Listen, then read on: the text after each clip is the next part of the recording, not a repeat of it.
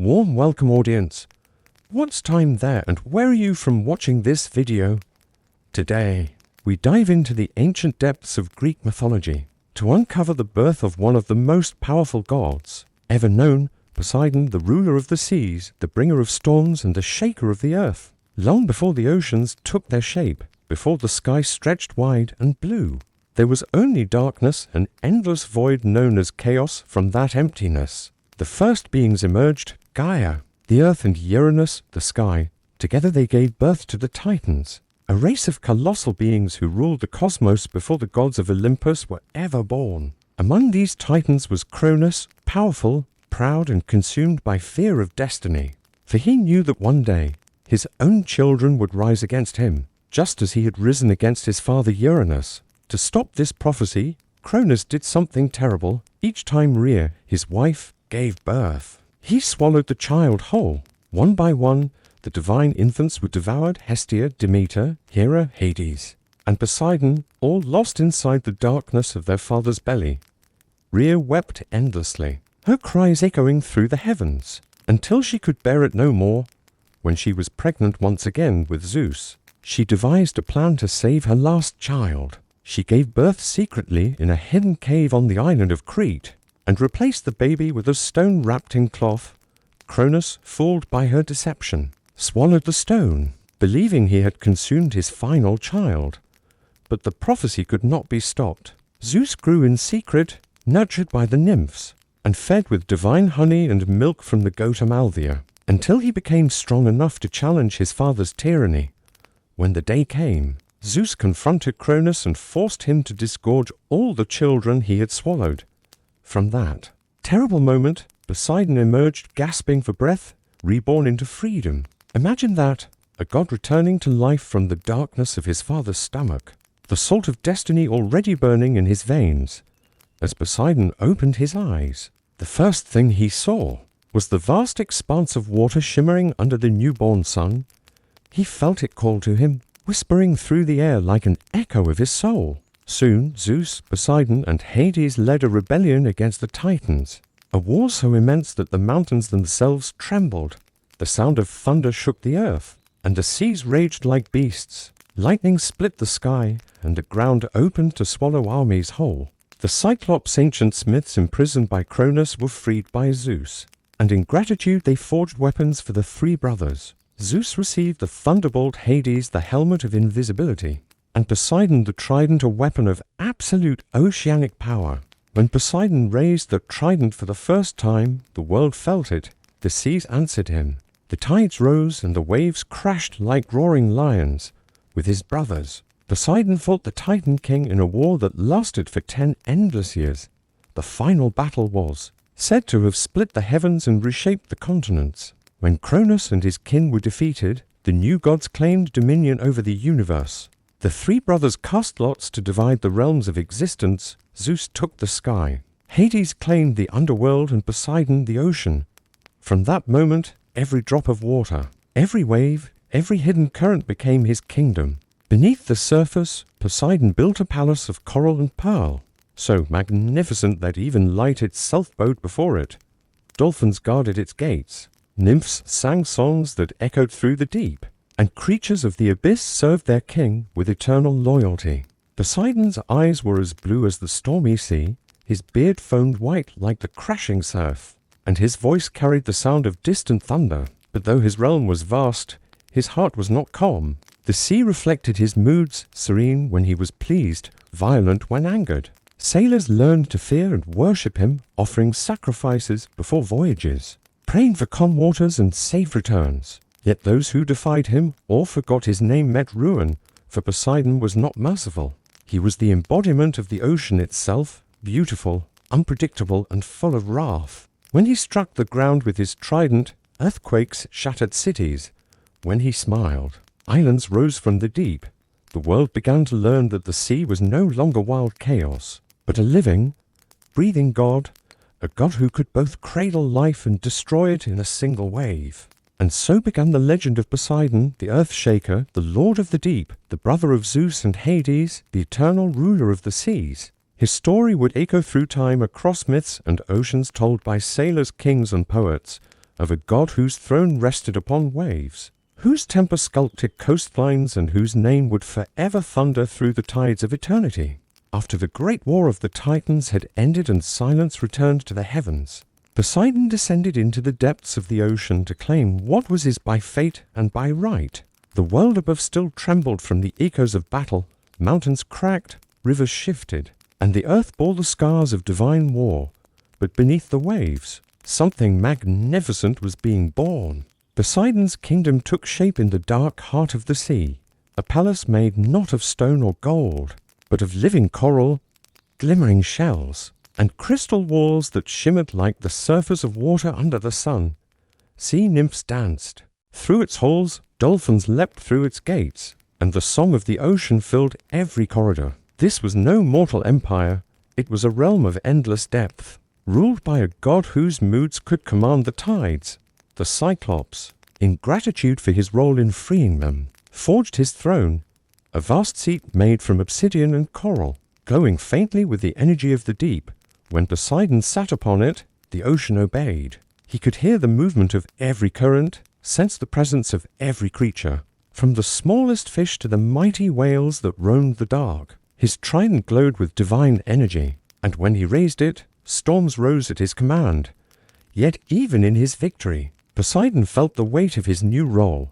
To rule the sea was to rule chaos itself. The waves were alive, wild, and untamed, always shifting, never still, and just like them. Poseidon's spirit could not find calm.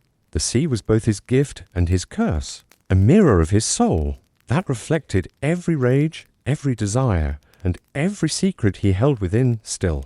He shaped his realm with care. He appointed sea gods and spirits to guard the various regions, Nereus, the old man of the sea, to guide lost sailors, Triton, his son, to herald his coming with a conch shell's blast, and Amphitrite, the graceful sea goddess, to rule beside him as queen. She had once fled from his advances, fearing his power. But when Poseidon sent dolphins to bring her back, she saw his devotion and agreed to be his consort. Their wedding was celebrated across the heavens and beneath the waters, attended by gods, nymphs, and all creatures of the deep. Even Zeus looked upon it with pride, for it was the union that would bring harmony to the seas. From their union were born powerful beings, Triton, half man and half fish, who could calm or awaken the waves with the sound of his horn, and daughters who would sing songs that mortals claimed. Were both blessings and curses, the sirens of the deep. As Poseidon's kingdom grew, mortals began to depend on his mercy. Fishermen prayed for good catches, sailors begged for calm weather, and coastal cities built grand temples in his honor, hoping to earn his favor. Poseidon accepted their prayers, but he was not easily pleased. Those who forgot him or defied him would soon learn the fury of the ocean. Once, when a city refused to offer sacrifice in his name, Poseidon struck his trident upon the earth, and unleashed an earthquake so fierce that the ground split open and swallowed their temples whole. The mortals called him the Earth Shaker from that day forth, for his anger could move continents. Yet he was not without compassion. When a sailor was lost at sea, Poseidon would sometimes send dolphins to guide him home. When the sun scorched the earth, he would raise waves to cool the coasts. He was both destroyer and savior, a god of balance, whose justice was as deep as his ocean. But not all among the gods respected him. Some envied his dominion, others feared his temper. Even Zeus, his brother, clashed with him often, for Poseidon did not bow easily to authority. Once, he even joined Hera and Athena in a rebellion against Zeus himself, building walls of cloud and storm to trap the king of Olympus. But fate has its irony, for even the sea must answer the call of the sky.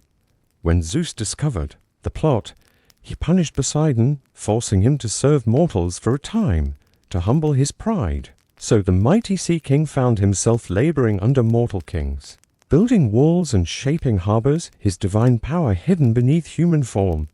Yet even then, the ocean within him never slept. When his punishment ended, Poseidon returned to his throne stronger, wiser, and more feared than before. He realized that power alone could not define him, that to rule the seas, he must understand them, live with their chaos, and guide them like a father guiding a wild child. His eyes saw everything that lived in the water, From the coral reefs glowing under sunlight to the dark abysses where monsters stirred in silence. Every creature, every ripple, every drop answered to his will.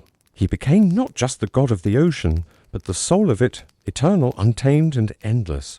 The mortals continued to tell stories of his wrath and mercy, of ships saved and ships destroyed, of prayers answered and punishments delivered. And so the legend of Poseidon spread across the world, carried by sailors' songs and the crashing of waves. The sea had found its master, and his name would forever echo through the deep. The ocean was vast, eternal, and beautiful, but under Poseidon's rule, it was never meant to be peaceful. For where there is creation, there must also be destruction. And in the heart of the deep, darkness stirs as easily as light. Poseidon, now seated upon his coral throne, ruled his watery dominion with a will as fierce as any storm. But as mortals built more ships and dared to sail farther into his kingdom, they often forgot that the sea was not their friend. It was alive, watching, listening, waiting. And when Poseidon's patience was tested, the calm waters would twist into chaos, and from their depths would rise the creatures that bore his fury. The first of these beings were the sea monsters, born from his rage, shaped by his will. They were not born evil, but they carried the wildness of the god who made them. When arrogant kings defied him, when sailors mocked his name, Poseidon's wrath took form in monstrous shapes. The ancient poets spoke of the kraken, a creature of unimaginable size, whose tentacles could pull entire ships beneath the waves, whose shadow darkened the surface of the sea like an eclipse. Its eyes glowed with the reflection of Poseidon's fury, and its roar was said to be the echo of thunder rolling beneath the ocean. Then came Scylla and Charybdis, sisters of terror that haunted the narrow straits between worlds. Scylla was once a beautiful nymph, admired even by the gods. But when she rejected Poseidon's advances, jealousy took root, not in Poseidon's heart, but in that of Amphitrite, his queen. The sea goddess, consumed by vengeance, poured a potion into the water where Scylla bathed. In an instant, the nymph's beauty twisted into horror, 12 serpentine legs, 6 snapping heads, each with triple rows of teeth.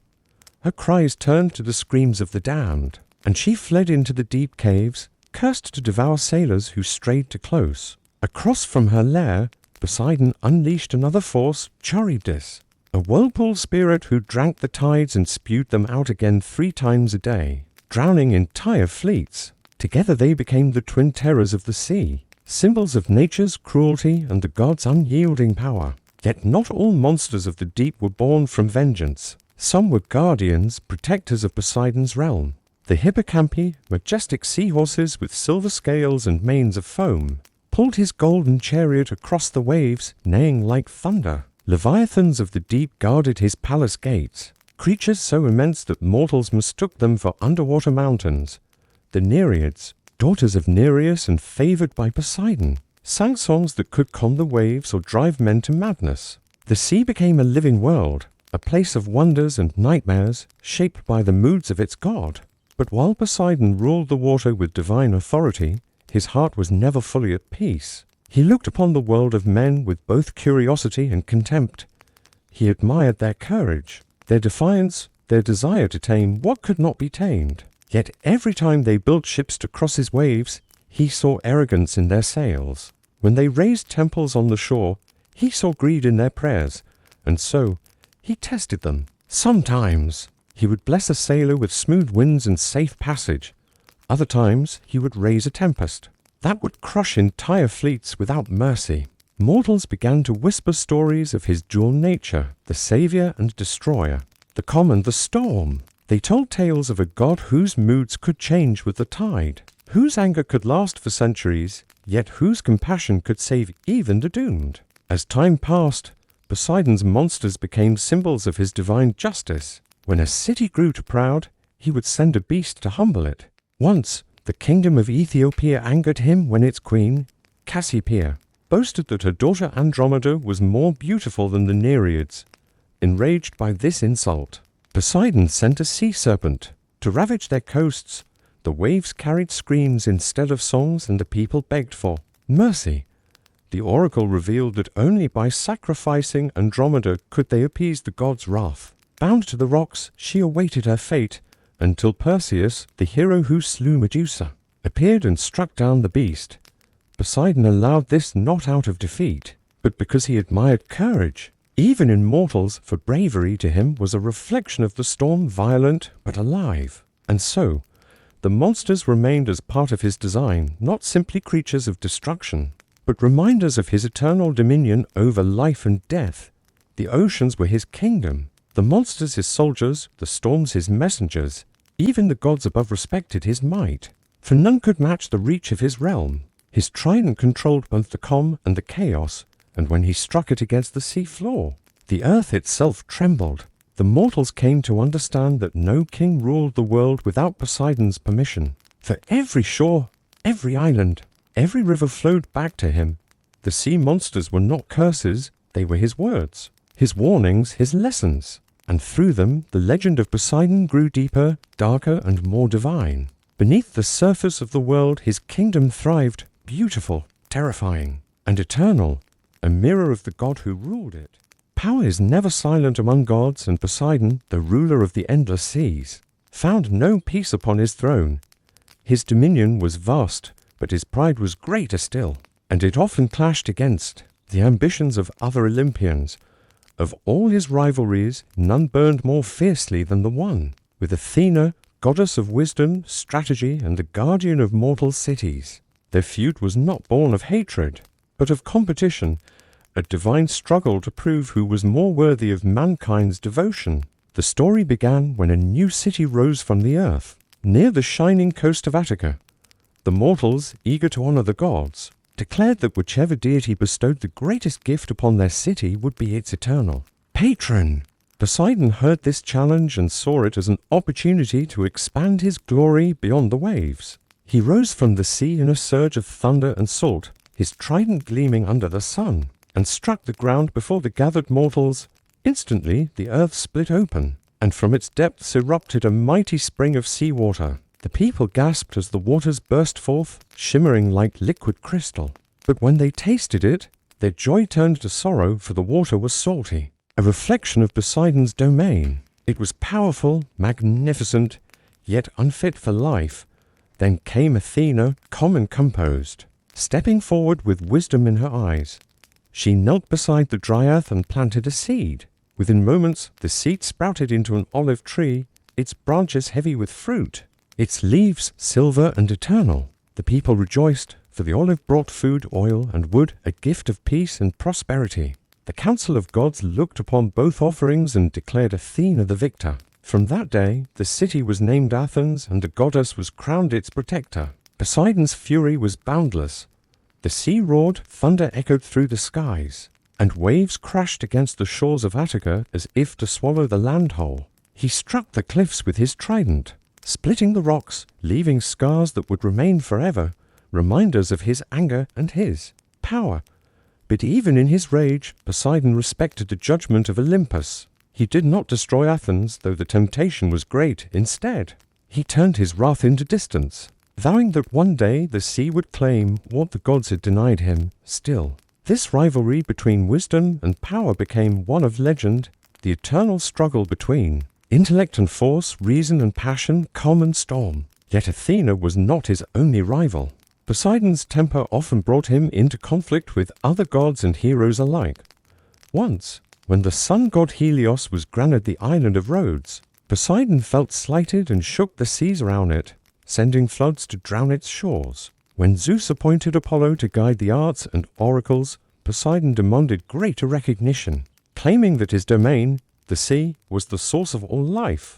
And though Zeus often calmed his brother's pride, Poseidon's heart was as restless as the tides themselves.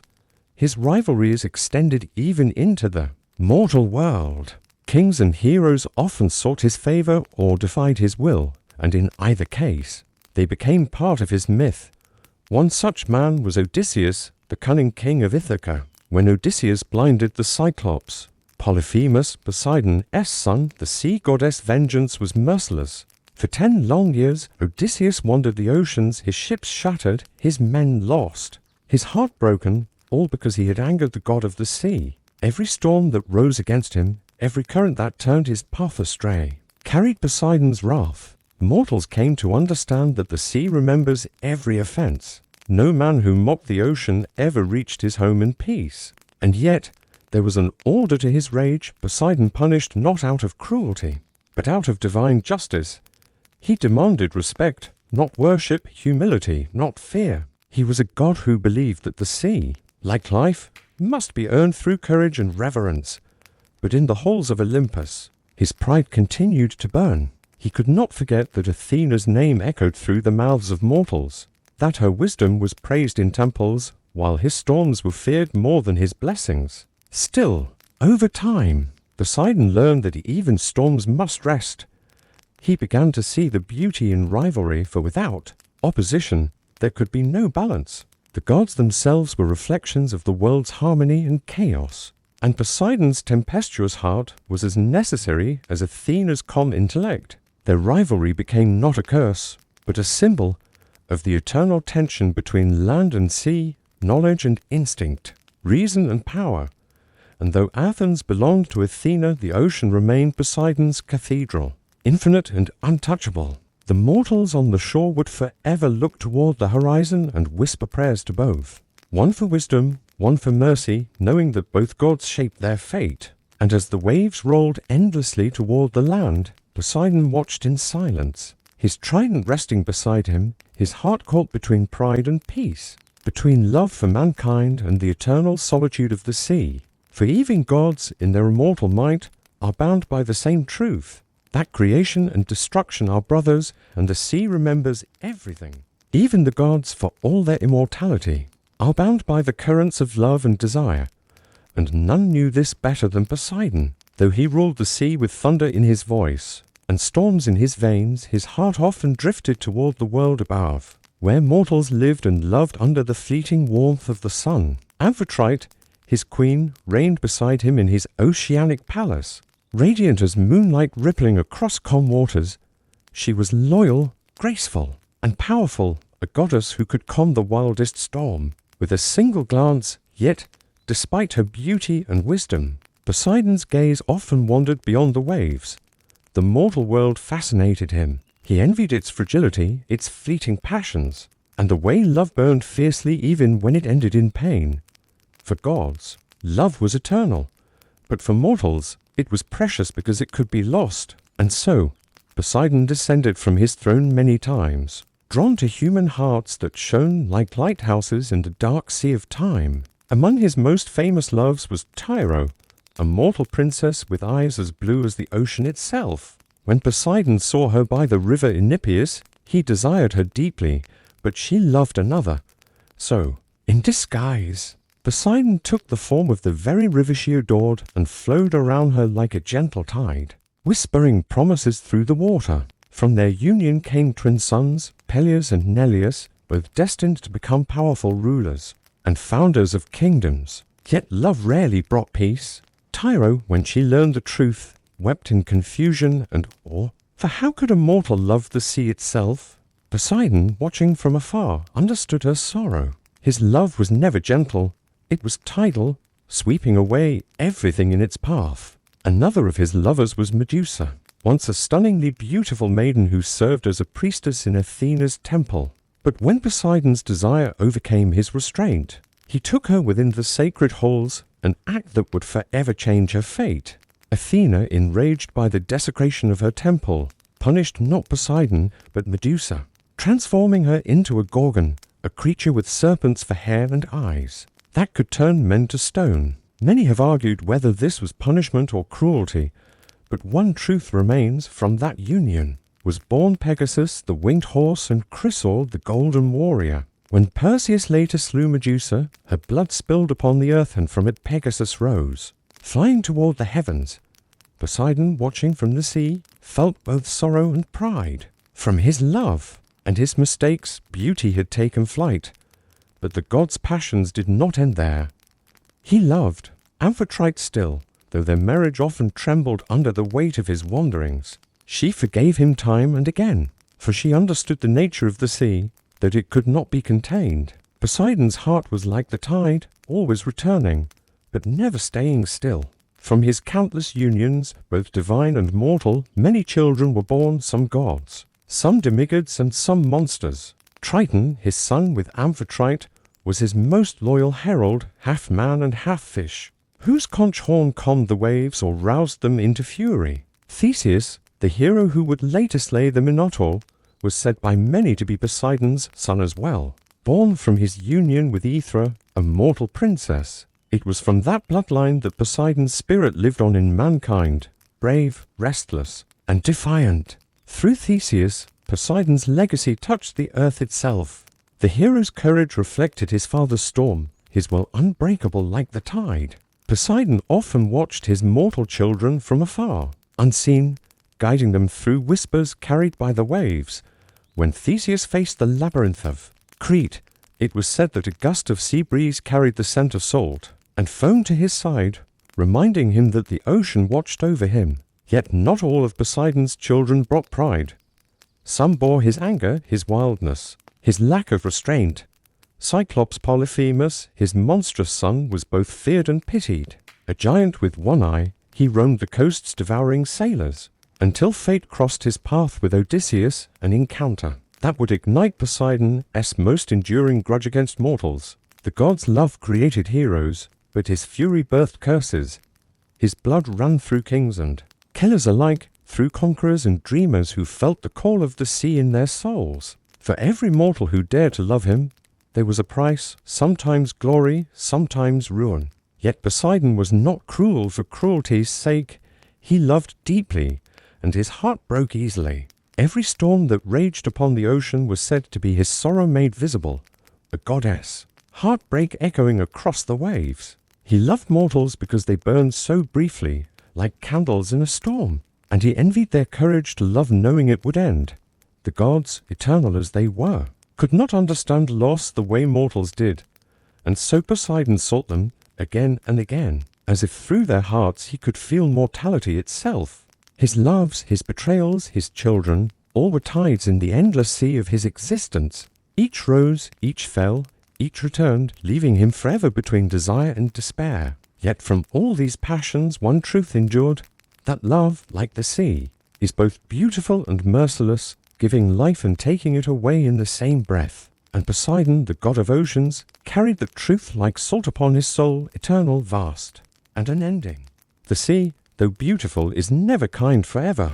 Beneath its shimmering calm lies a god whose anger could shatter continents, and whose mercy could vanish in a heartbeat.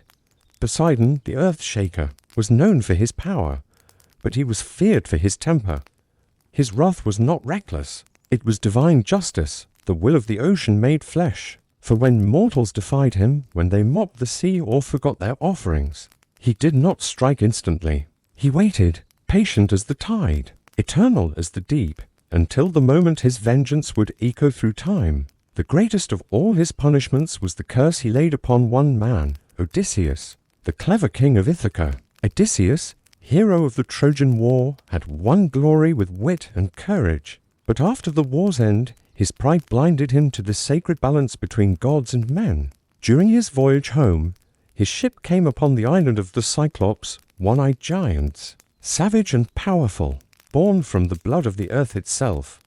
Among them was Polyphemus, son of Poseidon, towering and monstrous, his voice like thunder rolling through caves. Odysseus and his men, seeking food and shelter, trespassed into the Cyclops' home. When Polyphemus returned and discovered the intruders, he blocked the cave with a boulder and devoured several of the men alive. Odysseus, cunning as ever, devised a plan. He offered Polyphemus strong wine until the giant fell asleep, and then, with a sharpened stake, he blinded the Cyclops, escaping beneath the bellies of his sheep as they left for pasture. But as Odysseus' ship sailed away, pride overcame wisdom. He shouted his name to the wounded giant, boasting of his victory. Polyphemus, roaring in agony, lifted his hands toward the heavens and called upon his father, Poseidon, to avenge him. And the god of the sea heard.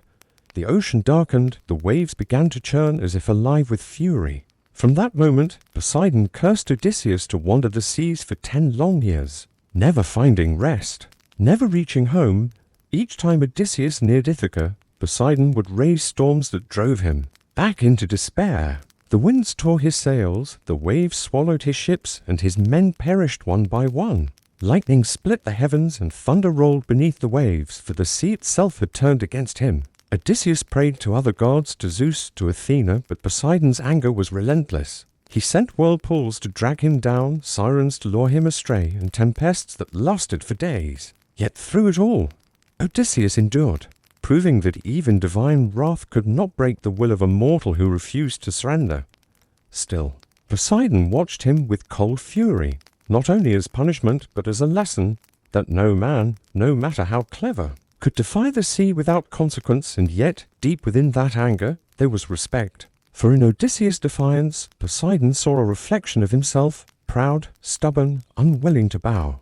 The gods often punished mortals who mirrored their own flaws, for it reminded them of their humanity, of the fire that even immortality could not extinguish. Poseidon's curse was a mirror of his soul, fierce, relentless, but never entirely cruel. When at last Odysseus reached the shores of Ithaca, weathered and broken, Poseidon did not stop him. The god had made his point. The sea is not to be conquered. It allows passage only when it wills. The tale of Odysseus spread across the ancient world, and mortals learned to fear and revere Poseidon in equal measure. Sailors carved his name upon their ships, whispering prayers before every voyage. They poured wine into the waves as offerings, begging for mercy, for calm seas, for safe return. Even kings who ruled mighty cities bowed before the sea's horizon, knowing that Poseidon's power reached farther than any army, deeper than any throne. Yet his wrath did not end with Odysseus. Throughout history, Poseidon struck down those who grew too proud, who built walls to defy the tides or temples that mocked the heavens. Once, when the people of Troy boasted that their walls could withstand even the gods, Poseidon summoned earthquakes that cracked the very foundations of their city, paving the way for their fall. Another time when Minos, the king of Crete, refused to sacrifice a bull sent from the sea. As tribute, Poseidon cursed the king's wife with unnatural desire, leading to the birth of the Minotaur, half man, half beast, a living punishment born from deceit. These acts were not random cruelty. They were balance. Poseidon's fury reminded mortals that power must be respected, that pride invites ruin, and that the sea gives life only to those who honor it. Even the gods tread carefully near his domain. When storms raged and lightning struck the waters, even Zeus respected the boundary between sky and sea, for he knew that one brother's realm was not to be crossed lightly. In every wave, Poseidon's strength lingered. In every shipwreck, his warning echoed. Yet the god himself grew weary of endless wrath. He saw how fear alone could not sustain reverence, how mortals prayed more from terror than love. And so he began to temper his anger with wisdom, to watch the world not only as a judge but as a guardian. He guided lost sailors home, lifted storms from humble fishermen, and allowed his tides to carry ships of discovery across uncharted waters. But even then, when the sea turned black and the horizon vanished, mortals remembered the god of the deep was never truly calm, for Poseidon was the sea itself, eternal, untamed, and always watching.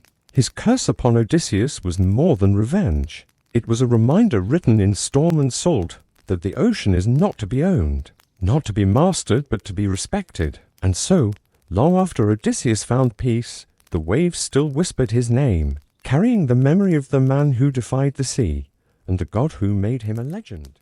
Long before Greece was born, before men carved temples into mountains, and before the first ship ever touched the water, there existed an island of wonder, Atlantis, the jewel of the sea. It was said to be a paradise created by Poseidon himself, the god of oceans and storms, who shaped it with his trident from the heart of the world. The island lay far beyond the known horizon, surrounded by clear blue waters that shimmered like liquid crystal. Its hills were green with eternal spring, its rivers flowed with silver, and its mountains were crowned with gold and ivory. Poseidon fell in love with a mortal woman, named Cleito, a maiden of unmatched beauty and spirit, who lived alone upon that island. To protect her, Poseidon encircled the hill where she lived with rings of land and sea. One ring of water, one of earth, one again of sea. A pattern of perfect balance, a symbol of his divine order. He built bridges of shining metal that connected them, and at the center, he raised a palace that glowed like the heart of the sun beneath the waves. There, he lived with Cleito, and together they bore 10 sons, 5 pairs of twins. each destined to rule a part of Atlantis. The eldest, Atlas, was given the mountain and the sea that surrounded it, and the entire island came to bear his name, Atlantis, the realm of Atlas, son of Poseidon. Under Poseidon's blessing, Atlantis flourished beyond imagination. The people grew wise and skilled. They built temples, gardens, and towers that reached toward the heavens. Their ships sailed far and wide, bringing treasures from distant lands, and their cities gleamed with wealth and harmony. For generations, they honored Poseidon with offerings, songs, and festivals. They raised altars of coral and silver, and in the great temple at the island's heart, a statue of Poseidon stood, enormous, majestic, holding his trident high, surrounded by dolphins and horses sculpted from living stone. The god looked upon his creation with pride and love. But time, even to gods, changes all things. As generations passed, the descendants of Poseidon grew distant from the sea and closer to their own ambition. They forgot humility. Drunk with wealth and power, the Atlantans began to see themselves as gods, not men. They conquered neighboring lands, enslaved weaker nations, and waged wars not out of need, but out of pride. They built walls higher, ships stronger, palaces grander, all to prove they were untouchable. The songs once sung for Poseidon turned into echoes of vanity.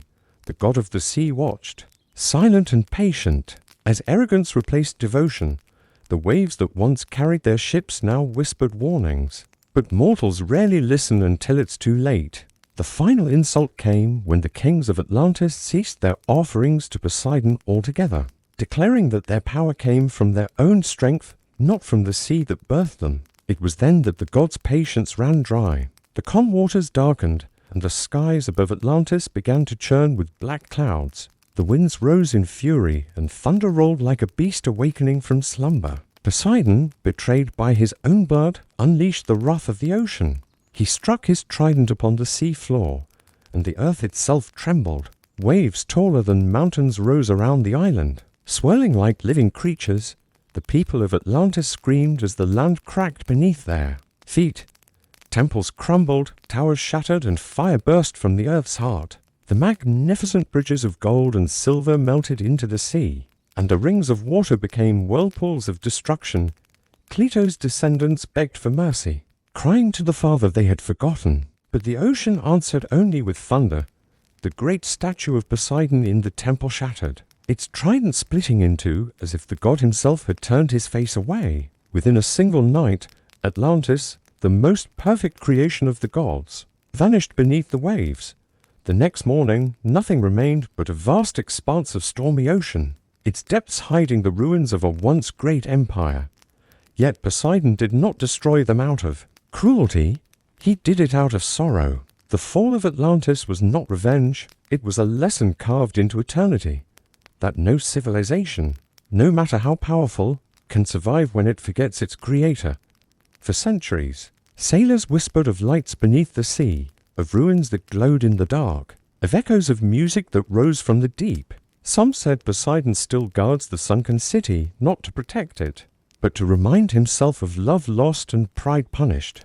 Others believe the Atlantans live on in his realm, transformed into spirits of the sea, forever serving their father beneath the waves. The story of Atlantis spread through every age, a warning wrapped in mystery, of beauty turned to ruin, of creation swallowed by the very element that gave it life. And though thousands of years have passed, when storms rise without warning, when the sea seems to rage without cause, the old sailors still whisper one name, not of fear but of awe. Poseidon, the god who built a paradise and buried it to teach mankind that power without reverence always sinks into the deep.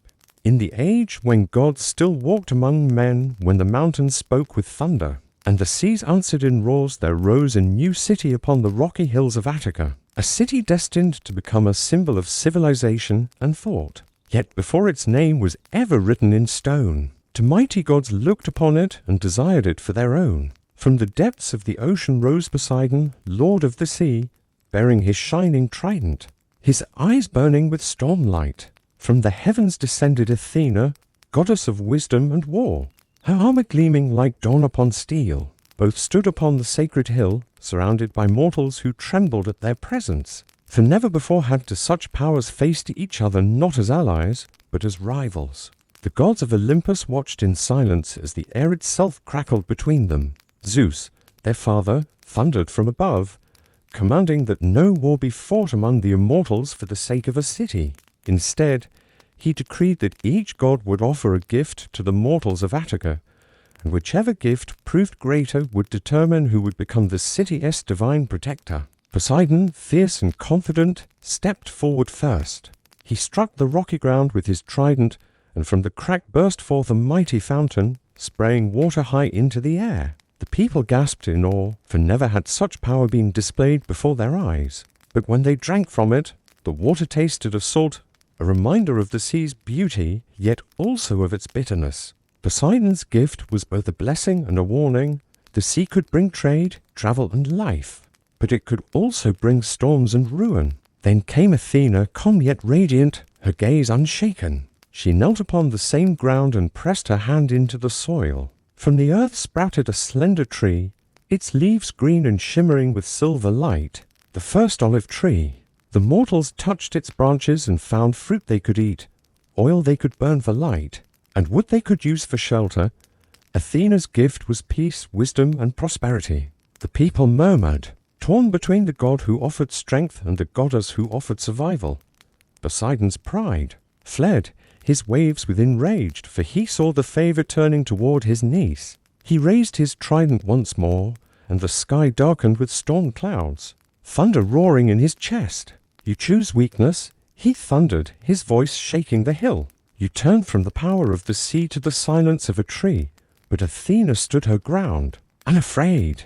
Power fades with the tide, she said, but wisdom grows like roots. The sea may claim ships, but the mind builds nations. Her calm cut through his fury like sunlight piercing a storm. Zeus raised his hand, commanding peace, and the decision was made. The mortals chose Athena's gift. From that day, the city was named Athens, not Poseidonia. The goddess of wisdom became its eternal guardian, and her olive tree stood as a symbol of endurance. Poseidon turned away, his eyes like dark whirlpools, silent but seething. His trident shimmered with restrained fury, for no god had ever seen him defeated so openly. As he returned to the sea, the waves crashed harder than ever before, shaking the shores of Attica, flooding its valleys as if the god's sorrow itself had become a storm. Yet even in defeat, there was respect. Poseidon did not destroy the city he had lost, he let it live. For he saw in Athena's victory a reflection of something the sea could not conquer, reason, balance, wisdom in time. The people of Athens built altars for both gods, for they knew the sea would forever shape their fate, even if wisdom ruled their hearts. Sailors from Athens prayed to Poseidon before each voyage, offering olive oil, the very gift of Athena, as a token of unity between the two deities. Some say that deep beneath the Acropolis where Athena's temple still stands, the crack from Poseidon's trident remains filled with salt water that never dries, a silent reminder of the god who once sought to claim the city for his own. And though Athena won the contest, even she knew the truth, that no wisdom could exist without the power of nature's fury. In the end, both gods shared the fate of Athens in their own way. Athena in the minds of its people, Poseidon in the seas that carried their ships across the world. The rivalry became legend, a tale passed from generation to generation of how the earth and sea, wisdom and power, can clash yet still coexist. And so, as the centuries rolled on, each time a storm struck Athens, the people would whisper that Poseidon was reminding them of the gift they did not choose, and of the god whose pride still roared beneath the waves. For though the olive tree stood tall upon the hill, the ocean forever watched from below, endless, powerful and eternal, just like the god who once fought for its crown. The sea is not gentle, nor is it cruel. It is emotion itself, vast, deep, and ever-changing. And so was Poseidon, the god who ruled it. His heart, like the waves, knew peace and fury in equal measure. Though immortal, Poseidon felt with the strength of 10,000 storms. His passions were fierce, his loves legendary, and his anger could birth creatures that would shake the world. Many were the hearts that Poseidon touched, both mortal and divine, and many were the tales born from his desire.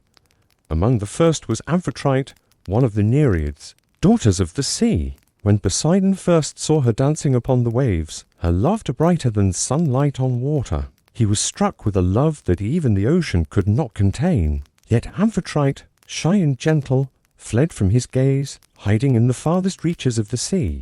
Poseidon sent dolphins to search for her, and when they returned, they carried his message of love so pure it stilled the tides. Touched by his devotion, Amphitrite accepted him, and the two were wed in a palace of coral and pearl. Together they ruled the depths, their thrones shining beside each other. Their union brought forth Triton, the merman with a conch shell voice that could calm or summon storms. Yet Poseidon's heart was not bound to one alone. Like the sea, his love was restless, reaching far beyond the horizon. He loved goddesses, nymphs, and mortals alike, and from those loves came both wonders and terrors. With Medusa, once a maiden of beauty, his passion turned to tragedy.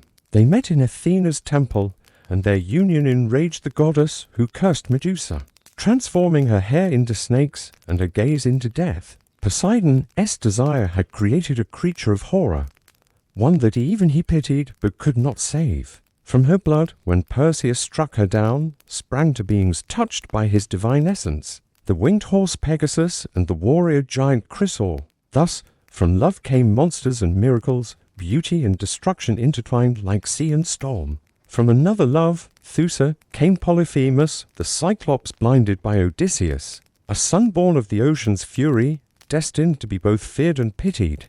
From Aethra, Poseidon fathered Theseus, the hero who would one day slay the Minotaur and free Athens. The gods whispered that Poseidon's blood ran through every tide that shaped mankind's destiny. Some of his children became saviors, others became beasts. From his tears, legends grew. From his anger, nightmares rose. When Poseidon's fury found no outlet in storms, it took form in creatures that haunted the seas, the Scylla, with 6 snapping heads, the Charybdis, a whirlpool that swallowed ships whole, and the kraken-like beasts that tore through sailor songs like thunder. Each monster was not just a curse, but a reflection of his own chaos, his jealousy, his wounded pride, his endless hunger for power and recognition. And yet, Poseidon was not heartless. To those he loved truly, he gave gifts beyond measure. To Amphitrite, he gave the calmest seas, to Triton the voice that could command the tides. To his mortal sons, courage and defiance. Even in his wrath, there was purpose, for Poseidon's anger was always born of emotion, never emptiness. When men defied the gods, he punished them not because he hated them, but because he saw himself in their pride. The line between love and rage blurred within him, for both were born from passion too deep to contain. Mortals would build temples to him not out of fear alone, but out of awe, for the sea was life itself, and Poseidon's emotions gave it breath. His heart thundered through every wave, his laughter echoed in every surf, and his sorrow lay heavy in every shipwreck. The ancient poets said that when Poseidon loved, the seas glowed silver. When he grieved, they turned dark as ink, and when he raged, the ocean itself rose to devour the sky. He was the god of storms because he was the storm, untamed, eternal, and alive. And though his loves often ended in tragedy, the world he shaped from those passions would live forever. For every monster born from his fury, a hero rose to meet it, and in that endless cycle, Poseidon found his reflection. He was the beginning and the end of every story the sea ever told. When sailors whispered prayers upon the water, they did not speak only to a god. They spoke to a soul that had felt everything a man could feel, magnified by eternity.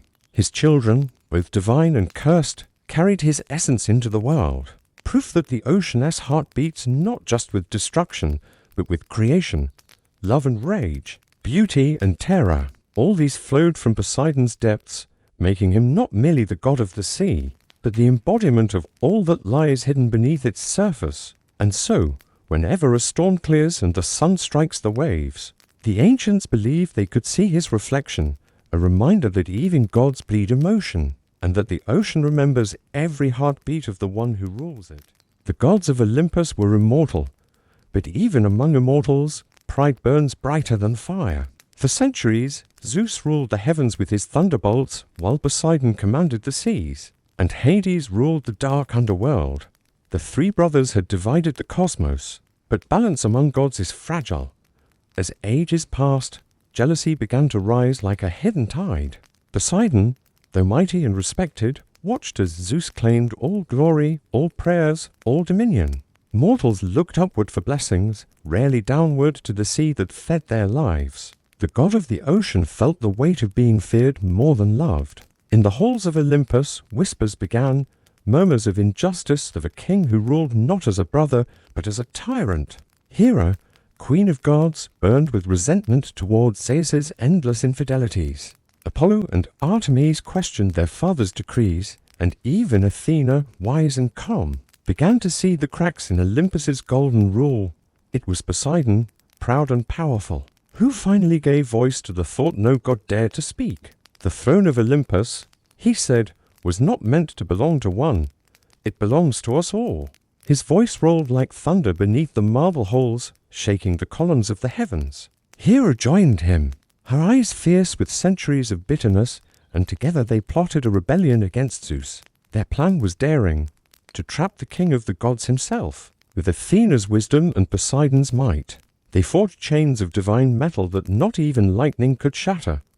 One night, as Zeus slept, they bound him fast and sealed his throne with spells, older than time. The sky grew silent, the thunder stilled, and for the first time since creation, Olympus trembled in uncertainty. The other gods watched in awe as Poseidon sat upon the steps of the throne, his trident glowing with sea light. "Let the rule be shared," he declared. "No god shall bow to another."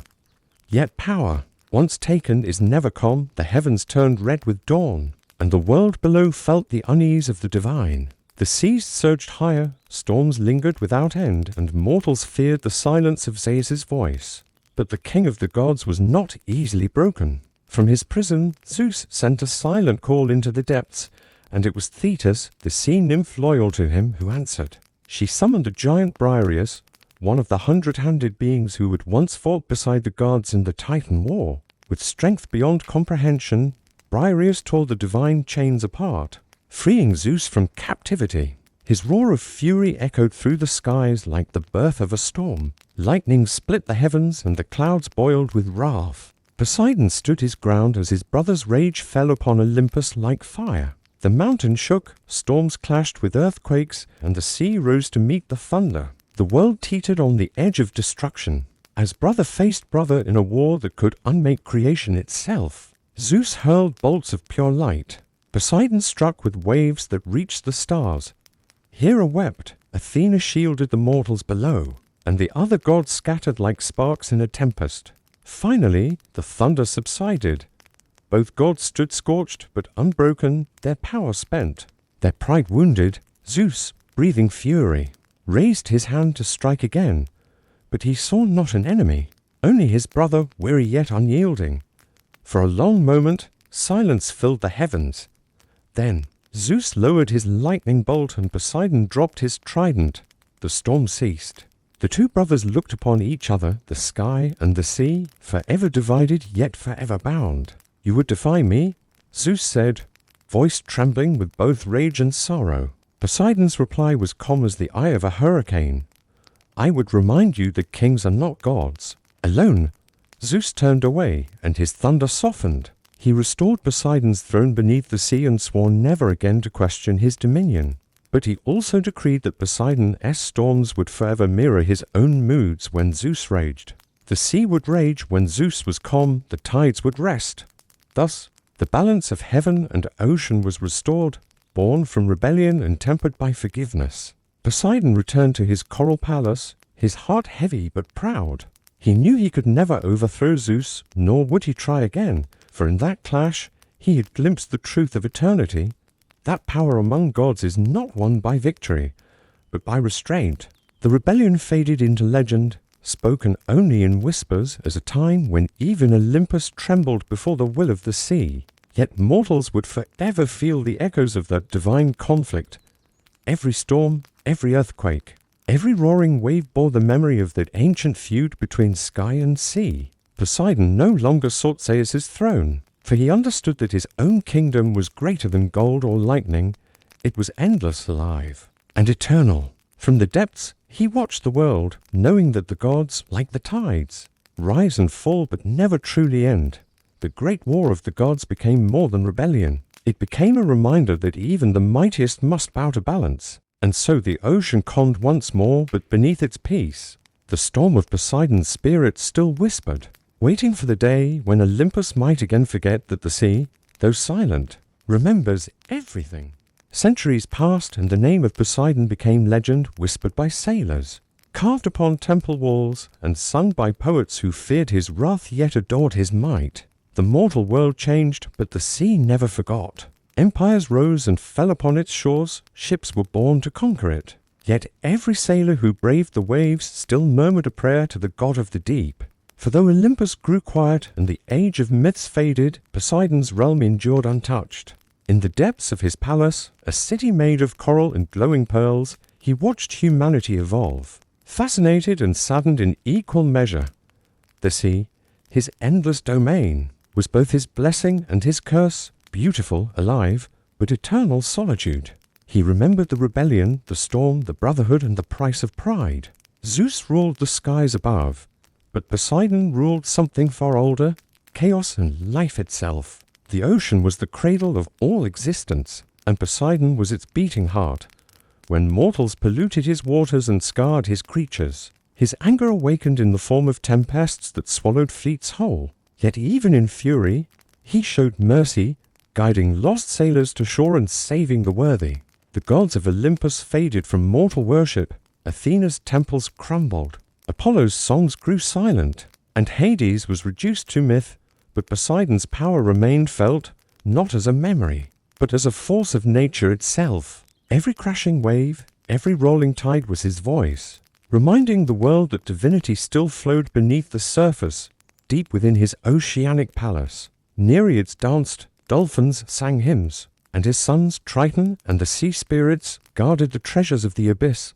Poseidon would sit upon his throne, his trident beside him, watching the currents swirl like dreams around his feet. Sometimes he surfaced in the mortal world, unseen, a fisherman staring at the horizon, an old sailor whispering tales of storms, or a stranger by the docks when the sea was restless. Those who looked into his eyes too long claimed they saw entire oceans reflected there, endless and alive. Even Zeus, now weary with eternity, would gaze down and remember their ancient war, understanding at last that the sea was never meant to be ruled, only respected. The legacy of Poseidon was not carved in marble or sung in temples. It was eternal motion, the rhythm of waves, the dance of storms, the heartbeat of the planet itself. When mortals spoke of adventure, they invoked him. When they feared the deep, they prayed to him. He became less a god and more a presence, the whisper in the wind before a storm, the calm before dawn, the endless horizon that calls to every soul.